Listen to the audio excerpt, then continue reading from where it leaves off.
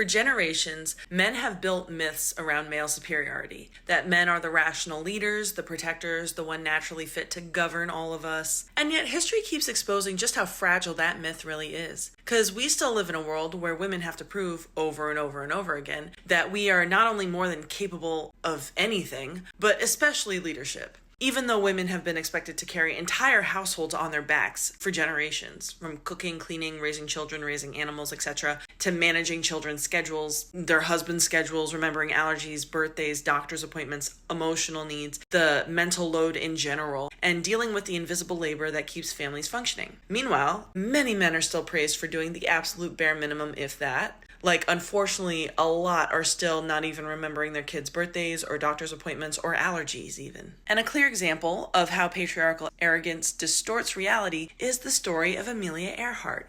So Amelia Earhart was, yes, an amazing pilot. She was also a direct challenge to patriarchy in the 1930s, in an era when women were being told that we're too fragile, emotional, weak, and incapable for demanding professions. Earhart deliberately built her life proving the opposite. She fought to show that women belonged in aviation just as much as men did. She protested sexist discrimination in the industry and publicly supported the Equal Rights Amendment. And she also founded the 99s to create opportunity and mentorship for female pilots. She even rejected traditional marriage expectations and insisted on partnership, independence, and keeping her own identity by not changing her last name.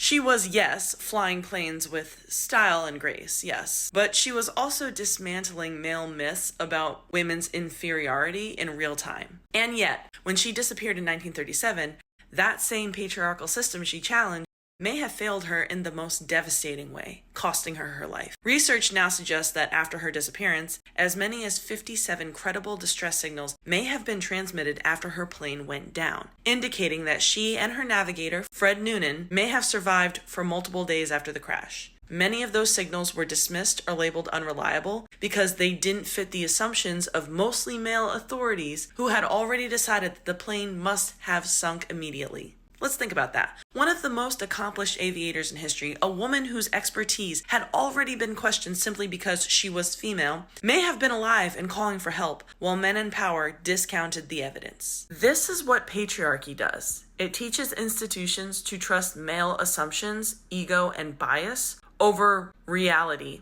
Female reality at that. And the irony becomes sharper when you look at aviation today. Women still make up a tiny fraction of pilots worldwide, yet studies repeatedly show that male pilots have higher accident and fatal crash rates than female pilots, even when researchers account for experience, flight hours, and the fact that men vastly outnumber women in the cockpit.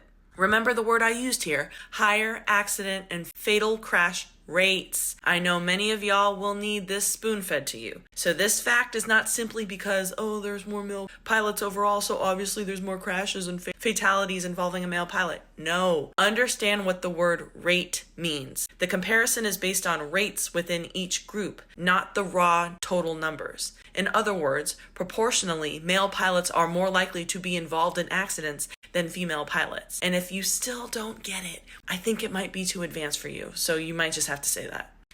So what exactly is male virtue supposed to mean if the mythology keeps collapsing under the evidence? If women have repeatedly demonstrated equal or greater competence, equal or greater resilience, and often better outcomes, then what patriarchy is protecting is not truth, it's protecting ego and illusion. When you break it all down, there's been so much male affirmative action that it's not surprising that we say things like, the best man is often just an average woman.